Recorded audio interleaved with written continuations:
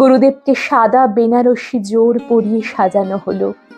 কোঁচানো ধুতি, গরদের পাঞ্জাবি, পাট করা চাদর গলার নিচ থেকে পা পর্যন্ত ঝোলানো, কপালে চন্দন, গলায় গোড়ে মালা, দুপাশে রাশি রাশি শ্বেত কমল রজনীগন্ধা।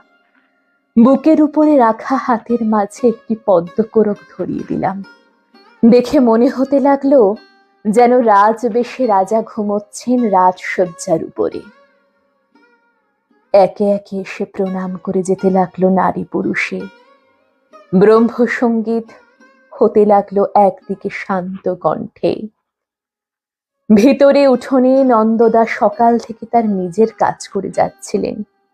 নকশা এঁকে মিস্ত্রি দিয়ে কাঠের পালঙ্ক তৈরি করালেন। গুরুদেব যে রাজার রাজা, শেষ যাওয়াও তিনি সেইভাবেই তো